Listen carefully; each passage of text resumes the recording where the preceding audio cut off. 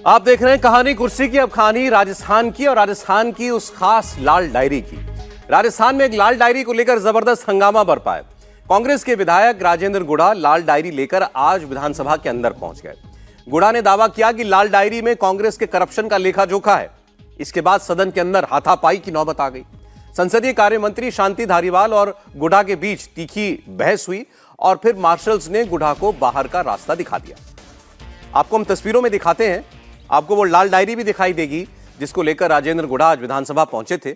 और उनका तो यह भी कहना है कि उनके साथ मार्शल्स ने नहीं बल्कि गहलोत सरकार के मंत्रियों ने मारपीट की, वो भी सदन के अंदर। लाल डायरी की बात हुई है। उन्होंने कहा कि लाल डायरी अगर उसका राज खुल जाता तो कुछ नहीं होगा।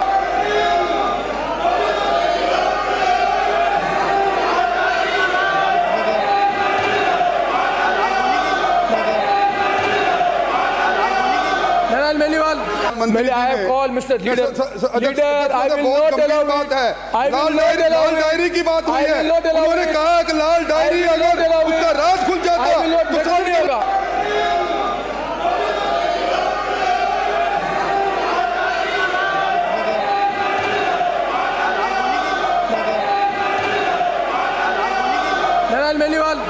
I have called Mr. Leader. I will not allow बात है। लाल डायरी की बात हुई है। उन्होंने कहा कि लाल डायरी अगर उसका राज खुल जाता तो कुछ नहीं होगा।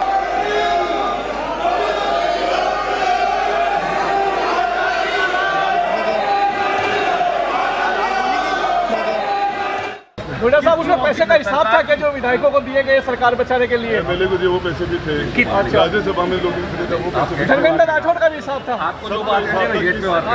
किस निर्दलीय को कितने पैसे, कितने पैसों का जिक्र था उसमें? कितने वो और मेरे पास उसकी कॉपी, दूसरी कॉपी हो रही है। करोड़ों का हिसाब किताब था क्या गुढ़ा साहब? करोड़ों का हिसाब किताब था उसमें। तो आपके पास कॉपी पड़ी हुई है इसकी गुढ़ा साहब? दूसरा और है मेरे पास। अब आपको अंदर नहीं जाने दिया रहा है तो बाहर जाएंगे या यहीं बैठेंगे? मुझे हमारे क्षेत्र की बहन बेटियों ने मुझे यहाँ भेजा है। मुझे यहाँ भेजा है इस क्षेत्र के अंदर मैं हमारी बहन बेटियों की बात उठाऊँ यहाँ उनके साथ। मैं वो सारी बातें रखना चाह रहा था। राजेंद्र गुढ़ा, आपको याद होगा ये वो गहलोत सरकार के मंत्री थे जिन्होंने अभी पीछे शुक्रवार को विधानसभा के अंदर ये कहा था कि आप मणिपुर की बात ना कीजिए, हमारे राज्य के अंदर महिलाओं की इतनी दुर्दशा है, महिलाओं के ऊपर सबसे ज्यादा अत्याचार राजस्थान के अंदर होते हैं। और इन्होंने बात कही, चंद घंटों के अंदर अशोक गहलोत ने इनको मंत्रिमंडल से बाहर कर दिया था। उसके बाद इन्होंने एक सभा में ये इल्जाम लगाया, सबसे पहले वो लाल डायरी लहरा करके जो आज ये लाए थे विधानसभा में, कि ये मैं लेकर आया था अशोक गहलोत के कहने पर। एक और नेता का नाम लिया जब उनके यहां पर ईडी और आईटी की रेड पड़ी थी, और आज वो डायरी दिखा भी रहे थे। फिर वो उनका आगे आरोप यह है कि मंत्रियों ने मुझे मारा, अभी रो रो कर बता रहे थे जैसे, और ये कहा कि मेरी आधी डायरी फाड़ करके आधा हिस्सा उनके पास चला गया, आधा मेरे पास है। और इसमें मुख्यमंत्री ने अपने अपने किस विधायक को क्या दिया है, सरकार में क्या दिया है, क्रिकेट में कौन कौन से पद दिए हैं, वो सब कुछ उस डायरी के अंदर है, और वो मैं सार्वजनिक करूंगा। देखिए, जब सचिन पायलट ने बगावत की उसके बाद से अशोक गहलोत एक तरह से विधायकों के वश में हो गए, तो विधायकों को पूरी छूट मिल गई। इस समय जो कांग्रेस की सरकार के खिलाफ एंटी इनकम्बेंसी है, उसका सबसे बड़ा केंद्र जो है वो विधायक है। वैसे आमतौर पर होती है विधायकों और सांसदों के खिलाफ, लेकिन वहाँ हर विधायक अपने आप में मंत्री मुख्यमंत्री है, वो जो चाहता है वो करवाता है। तो ये जो बात कह रहे हैं, मुझे लगता है कि बहुत गलत बात नहीं होगी। इस तरह का हिसाब होगा। जिस तरह से अशोक गहलोत हर समय डरे हुए रहते थे कि सचिन पायलट उनके विधायक न तोड़ लें, कौन कौन संपर्क में है, इंटेलिजेंस से हमेशा खबर रखना। सचिन पायलट के एक एक मूवमेंट पर खबर रखती है स्टेट इंटेलिजेंस। तो इससे आप अंदाज़ा लगाइए कि वहाँ स्थिति क्या है। और अगर वो कह रहे हैं तो इसका मतलब है कि उनके पास वो डायरी निश्चित रूप से डायरी में कुछ जो थी उसमें है कुछ, वरना इस तरह का हमला नहीं होता। अगर ये डायरी का अस्तित्व ना होता, मनगढ़ंत बोल रहे होते, तो उनके ऊपर हमला ना होता। और इस तरह से जो व्यवहार हुआ है सदन के अंदर, वो कम से कम वो नहीं होता। नहीं, उन्होंने तो सभा में ये भी कहा था कि अशोक गहलोत ने मुझसे कहा कि राजेंद्र, अब मेरा सब कुछ तुम्हारे हाथ में है, वो डायरी किसी भी कीमत पर वो डायरी लेकर के आओ। और मैं 9वीं मंजिल पर गया था, 9वीं मंजिल पर रेड चल रही थी कांग्रेस पार्टी के दूसरे नेता के यहाँ, 150 सीआरपीएफ के लोग खड़े थे, मैं उनके बीच में से डायरी छीन के लाया था। तो बड़ा पूरी कहानी है इसके पीछे। पूरे फिल्मी स्टाइल से कहानी है। देखिए, राजेंद्र गुढ़ा जो है वो नेता हैं जो बीएसपी से चुनाव जीते थे, और जब 6 विधायक बीएसपी के 6 के 6 कांग्रेस में आए थे, उस वक्त राजेंद्र गुढ़ा आए थे मैनेज करके और तय ये हुआ था कि उनको कैबिनेट मंत्री बनाया जाएगा। 1 साल तक तो कोई मंत्री बना नहीं। उसके बाद जब मंत्री बनाए गए तो उनको राज्य मंत्री बनाया गया, स्वतंत्र प्रभार, कैबिनेट नहीं बनाया गया। और जो विभाग दिया गया वो बहुत ही मतलब ऑफलाइन वाला विभाग दिया गया उनको, तो वो तब से ही बड़े असंतुष्ट से चल रहे थे, नाराज चल रहे थे। लेकिन अशोक गहलोत के गुणगान भी बहुत किया करते थे। अगर उनके पुराने बयान देखें तो वो कहते थे अशोक गहलोत जैसा नेता पूरे देश में नहीं है। बहुत सारी तारीफें भी किया करते, तो नेता लोग करते हैं। उनको उम्मीद थी कि कैबिनेट मंत्री बना दिया जाए। सचिन पायलट के ग्रुप से उनकी नज़दीकी हो गई। जब सचिन पायलट धरना दे रहे थे अशोक गहलोत की सरकार के खिलाफ, वो वसुंधरा राजे के ज़माने के भ्रष्टाचार की जांच और ये क्या कहते हैं जो नकल वाला जो मसला था उसको लेके, पेपर लीक वाला, उस वक्त अकेले राजेंद्र गुढ़ा ही गए थे उनके धरने में शामिल होने विधायकों में, जबकि कांग्रेस के इंचार्ज तो एक घोषित सचिन पायलट कैंप के हैं। फिर न दोनों के इंटरेस्ट एक हो गए थे ना। सचिन पायलट भी अशोक गहलोत के खिलाफ मोर्चा लिए हुए थे, और गुढ़ा जी को चूंकि कैबिनेट मंत्री नहीं बनाया गया तो मनमाना विभाग नहीं मिला था, तो वो नाराज थे, तो वो सचिन पायलट के साथ क्लब कर गए। और वो उसके बाद रहे। अब सचिन पायलट और अशोक गहलोत का हो गया समझौता, चाहे फौरी तौर पर ही एक संघर्ष विराम हो गया कुल मिलाकर के। अब गुढ़ा जी पड़ गए अकेले। अब गुढ़ा जी के सामने समस्या ये है कि अब वो अगले चुनाव में टिकट मिलेगा कि नहीं मिलेगा यही तय नहीं है। तो इन सब चीज़ों को लेकर के उन्होंने असेंबली में बयान दे दिया जो सरकार को असहज करने वाला था, सरकार के खिलाफ बयान था कि एक तरफ सरकार कांग्रेस जो आपको एक कोरा तमाशा लगता है या कुछ हो भी सकता है इसमें? नहीं, अब वो देखिए डायरी को लेकर के हमेशा ध्यान रखिए।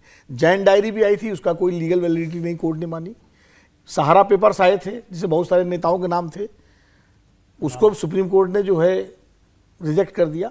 अब डायरी में मान लीजिए ब्यौरा है, उसके आगे जो लीड अगर उसमें कुछ सबूत मिलते तब वो केस बनता है, सिर्फ डायरी के बेस पर केस नहीं बनता। मैं एक डायरी बना दूं, केस की तो बात ही नहीं है, बात पब्लिक परसेप्शन की है। पब्लिक परसेप्शन तो गुढ़ा की क्रेडिबिलिटी ऐसी नहीं है कि जिसको लेकर के कोई बहुत हो। लेकिन अगर डायरी में वाकई बहुत कुछ है मान लीजिए, और वो अभी भी कह रहे हैं आधी डायरी मेरे पास है, दिखानी चाहिए डायरी उनको, तो जाहिर है वो डायरी उनको सार्वजनिक करें, प्रेस कॉन्फ्रेंस करें और सार्वजनिक करें डायरी, और या तो सीधे कोर्ट में जाएं, कोर्ट में डायरी पेश करें।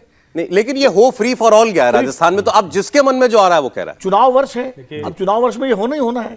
अब गुढ़ा को जो है हो सकता है वो बीजेपी से वो टिकट उम्मीद कर रहे हो, क्योंकि और कांग्रेस तो बीजेपी के अलावा तीसरी पार्टी तो वहां है नहीं। ठीक है। सचिन पायलट अगर पार्टी बनाते तो शायद उस पार्टी से लड़ते चुनाव। हर्षवर्धन नहीं, राजेंद्र गुढ़ा थोड़ा रोचक व्यक्तित्व है। वो भारतीय जनता पार्टी में न कोई उनकी बातचीत चल रही है, न वो जाने वाले हैं। वो जिस गांव से आते हैं, जिस परिवार से आते हैं, वो बड़ा मजबूत परिवार है। इनके आसपास बड़े अपराधी किस्म के भी लोग हैं, बहुत तरह की प्रवृत्तियों में इनका पूरा आसपास की जो मंडली है वो लिप्त है। बसपा से यूं ही नहीं ये जीत गए थे, ये आए थे तो इन्हीं के बूते पे सब आए थे, इसीलिए मंत्री बने। लेकिन एक बात तो तय है, जो ऐसा आदमी होता है उसी के पास तो ये सारे राज होते हैं ना।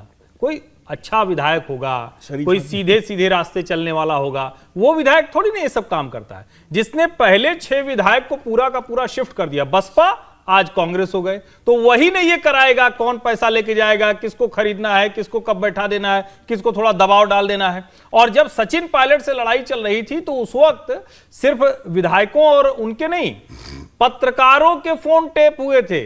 बाकायदा जो एसीबी थी राजस्थान सरकार की, वो काम ही यही कर रही थी कि सबका फोन टेप करो, कौन किससे बात कर रहा है। जो सचिन पायलट से पत्रकार मिलकर निकलता था उसके पीछे अशोक गहलोत जी पुलिस लगा देते थे।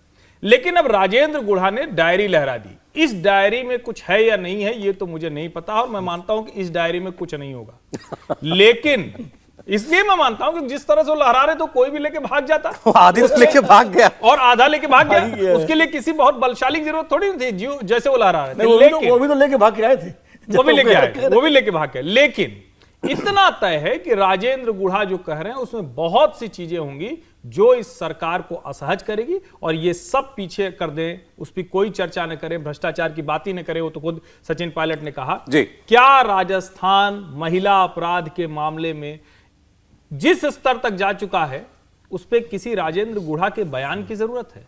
और मैं फिर से कह रहा हूं कि अशोक गहलोत की सरकार में आज आप कह रहे हैं फ्री फॉर ऑल हो गया, पहले दिन से यही है। वो तो नकारापन है भारतीय जनता पार्टी का कि वो अशोक गहलोत की सरकार को इस तरह से घेर नहीं पा रही, उसी के अगली खबर पर मैं जाता हूं, लेकिन ये सीधे राजस्थान से जुड़ी नहीं है, लेकिन जिन नेता की बात मैं आपके सामने करने वाला हूं वो राजस्थान से जरूर जुड़े हुए हैं, क्योंकि वो राजस्थान कांग्रेस के प्रभारी हैं, सुखजिंदर रंधावा। उनका एक स्टेटमेंट आया है जिसको लेकर के बड़ी किरकिरी हो रही है उनकी। उन्होंने प्रधानमंत्री नरेंद्र मोदी की मां पर एक स्टेटमेंट दिया है। उन्होंने जयपुर में ही पार्टी के एक कार्यक्रम में बोलते हुए, अपने कार्यकर्ताओं को संबोधित करते हुए उन्होंने कहा कि अगर मां अच्छी शिक्षा नहीं देती तो बच्चा प्राइम मिनिस्टर जैसा बन जाता है। जैसे ना मां हमारी पार्टी है, जो अपनी मां का नहीं मानता वो कभी किसी का नहीं मानता। आज अगर मैं जहां खड़ा हूं मैं अपनी मां की बदौलत खड़ा हूं। मेरी मां ने मेरे को शिक्षा दी है। कभी बाप गुरुद्वारा जब मंदिर बच्चे को लेकर नहीं जाता, मां जाती है। अगर अच्छी एजुकेशन मां देगी तो बच्चा तरक्की करेगा। अगर मां आप उसको गलत कामों से नहीं हटाएगी तो बच्चा प्राइम मिनिस्टर जैसा बढ़ेगा, जो आप प्राइम मिनिस्टर साहब कर रहे हैं। मां गलत शिक्षा देगी तो बच्चा प्राइम मिनिस्टर जैसा बन जाएगा।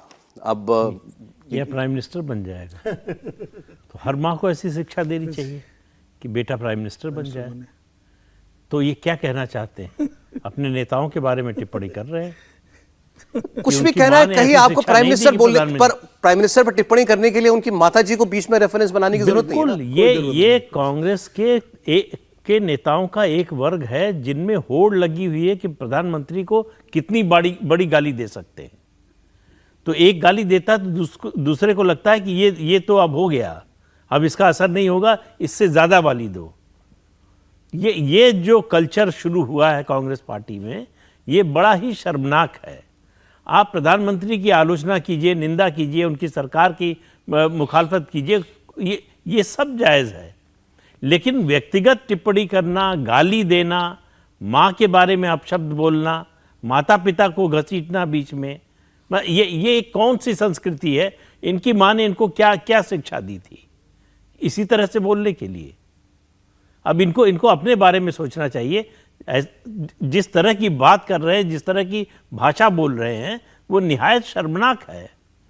और चूंकि पार्टी की जो टॉप लीडरशिप है वो किसी भी पार्टी में ऐसा बोलने वालों के खिलाफ एक्शन नहीं लेती, इसलिए उनका हौसला और बढ़ता है। दूसरी चीज भी हो रही है। आप प्रधानमंत्री की फोटो डाल के, खास तौर पर विदेश में, जब वो संगठन में थे उस वक्त, जब विदेश में कभी गए होंगे, जाने कार्यक्रमों में गए होंगे, वो उसकी तस्वीरें डाली हैं। उसके बाद पार्टी के नेता लिख रहे हैं कि जिसकी माँ दूसरों के घरों में काम करके, बर्तन साफ करके वो अपने बच्चों को पाल पोस रही थी, वो बच्चे उस वक्त बेटा अय्याशी कर रहा था। नहीं, मैं उसी संदर्भ पे आने वाला था। देखिए, अभी हम लोग जब आज कहानी कुर्सी की शुरू की तो हमने बात की थी संजय सिंह को बाहर कर देने की, और तब मैंने एक शब्द इस्तेमाल किया था कि ये कंटेंट विहीन हो गए हैं, कुछ इनके पास कहने के लिए नहीं है। 9 साल के प्रधानमंत्री मोदी, करीब 1.5 दशक के मुख्यमंत्री मोदी, और उसके बाद भी कांग्रेस पार्टी के नेताओं के पास कोई बात करने के लिए नहीं है। आपको प्रधानमंत्री नरेंद्र मोदी की मां का संदर्भ देना पड़ता है, और जब प्रधानमंत्री नरेंद्र मोदी की मां वहां जिस हाल में भी थी, चाहे आप उनके पिता के चाय की दुकान से लेकर उसके बाद जब वो अहमदाबाद में रहती हो या उनके भाई अलग अलग अपना काम करते हो, आप उस मां का साहस देखिए। और मैं चैलेंज करता हूं, मैं अभी कहानी कुर्सी की में बोल रहा हूं, आप जरा अपने आसपास सोच के देखिएगा। छोटा सा व्यक्ति बन जाता है, किसी जगह एक अधिकारी बन जाता है, उसके आसपास गांव घर नात रिश्तेदार उसका जीना हराम कर देते हैं कि मेरा काम कराओ, मेरा काम कराओ। और जो परिवार में बूढ़े बुजुर्ग होते हैं वो भी दबाव बनाते हैं कि जरा कुछ तो ठीक करा दो। अगर नरेंद्र मोदी की मां ने इतना बड़ा, एक तरह से कहें कि सारा कुछ वो झेलती रही होंगी ना, कि अरे मोदी जी इतने बड़े नेता हैं, कुछ नहीं हो रहा है, अरे वो मुख्यमंत्री बन गए फिर भी नहीं अपने साथ रख रहे हैं, और वो खुद कहती कि हम नहीं रहेंगे। इतने ऊंचे आदर्श को जीने वाली महिला के लिए अगर कोई कांग्रेसी नेता इस तरह की बात कर रहा है, तो मैं तो इसको इसी तरह से कहूंगा कि ये कांग्रेस के लोगों का मानसिक दिवालियापन है, हताशा है। जनता के साथ वो जुड़ने का कोई तरीका नहीं खोज पा रहे, तो उनको लग रहा है हमला करो। एक एंटी मोदी वोट बैंक है और एक तो इस देश में है ही ना जो छाती पीट के कहता है मोदी मर जा तू, जो इस तरह के बयान देता है। और ये रंधावा जी पहली बार नहीं कर रहे हैं, इसके पहले भी इन्होंने बयान दिया था कि बस मोदी खत्म हो जाए उसके बाद तो हम लोग भारतीय जनता पार्टी से लड़ ही लेंगे। आप सामान्य बातचीत में भी देखिए तो कांग्रेस के कई नेता ये कहते दिख जाएंगे बस सारी दिक्कत मोदी के होने तक है। और शायद यही वो मानसिकता है जो मोदी को दीर्घायु बना रही है और इनको इतना लघु करती जा रही कि शायद ये देश के मानचित्र पर नजर नहीं आए। विरोध जी, 2-3 खबरें आगे और हैं, हमको इसी सेगमेंट में लेनी, उस पर आपकी राय भी लूंगा। आपको इस पर विषय पे कह रहा हूं तो आप तब बोल लीजिएगा। अब मध्य प्रदेश पर बढ़ते हैं जरा जल्दी से। मध्य प्रदेश में चुनाव से पहले बड़ी तेजी से कुछ घटनाएं हो रही हैं, आपको उसके बारे में बता दें।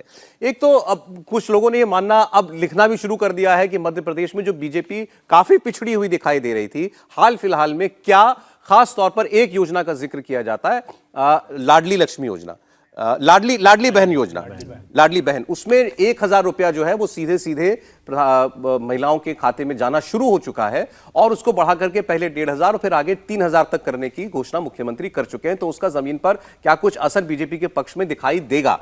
इसके अलावा वहां प्रधानमंत्री को बुला करके कई बड़ी परियोजनाओं का शिलान्यास, उद्घाटन आने वाले दिनों के अंदर वो भी किया जाने वाला है, जिसमें केन बेतवा को लिंक करने वाली एक परियोजना भी है, जिसके तहत माना गया कि जो बुंदेलखंड का इलाका है वहां पीने के पानी के संकट काफी हद तक दूर किया जा सकता है। इन सब चीजों का क्या प्रभाव बीजेपी के पक्ष में कुछ पड़ता हुआ दिखाई दे रहा है? चुनाव में 3 महीने रह गए। देखिए, पहले तो मैं उस पर थोड़ी सी बात कह दूं। दरअसल ये हमारी राजनीति में एक अपसंस्कृति घर कर गई है कि व्यक्तिगत टिप्पणियां नेताओं को लेकर के, उनके परिवारों को लेकर के, माता पिता को लेकर के, ये बहुत ही अपसंस्कृति, घटिया संस्कृति है। और मुझे लगता है कि सारी पार्टियां इससे ग्रसित हैं। आज चूंकि कांग्रेस के नेता का बयान है इसलिए हम लोग कांग्रेस की मजम्मत कर रहे हैं। कल को भाजपा के किसी नेता का बयान सोनिया गांधी को लेके आ जाएगा या नेहरू जी को लेके आ जाएगा तो हम उसकी मजम्मत करेंगे। लेकिन ये एक प्रवृत्ति घर कर गई है और मुझे लगता है ये राजनीति के सांस्कृतिक और नैतिक पतन की एक पराकाष्ठा है। प्रधानमंत्री नरेंद्र मोदी जी की माँ हम सबकी माँ की तरह आदरणीय है और निश्चित रूप से अगर व्यक्तिगत रूप से भी देखा जाए तो उनके चाल चलन, चरित्र और उनके पूरे व्यक्तित्व को लेकर के कभी कोई उंगली नहीं उठी है। मैं खुद गुजरात जाता रहा हूँ और करीब करीब मैंने बहुत सारे ऐसे लोगों से मेरा परिचय रहा है जो हीराबाजी को जानते थे, तो उनका बहुत तपस्वी जीवन था, बहुत त्यागमय जीवन था।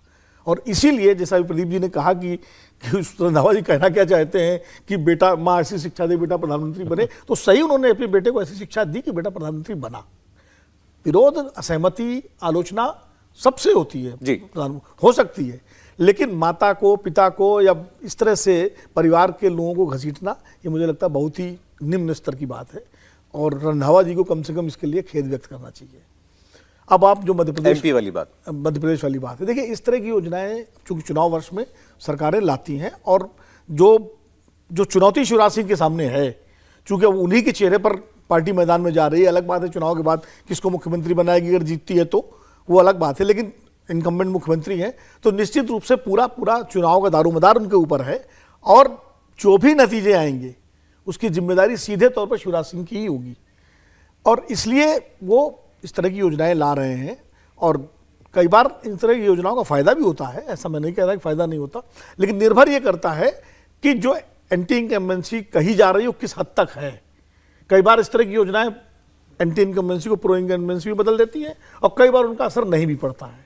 तो अभी योजना लाए हैं, निश्चित रूप से उसका फायदा पार्टी को मिलना चाहिए अगर पार्टी उस योजना को नीचे तक ले जाती है और पैसे मिलते हैं लोगों को तो एक लाभार्थी वर्ग तो क्रिएट होगा। हर्षवर्धन जी उससे सहमत नहीं है लाभार्थी वर्ग से, वो तो हमेशा कहते हैं कि लाभार्थी नहीं लाभार्थी वर्ग से सहमत नहीं हूं, ऐसा नहीं है। नहीं, लाभार्थी वर्ग मैं ये कह रहा हूं कि लाभार्थी वर्ग तो बहुत ठीक, मैं ये कह रहा हूं कि बहुत ज्यादा आप खजाना लुटा में पैसे दें, खजाना खोल दें, उससे मैं सहमत हाँ, वही इस पर हम आगे बढ़ते हैं। देखिए इस वक्त जो खबर आ रही है, अफजाल अंसारी को इलाहाबाद हाईकोर्ट से बड़ी राहत, अफजाल अंसारी को बेल पर रिहा करने का आदेश दिया गया है।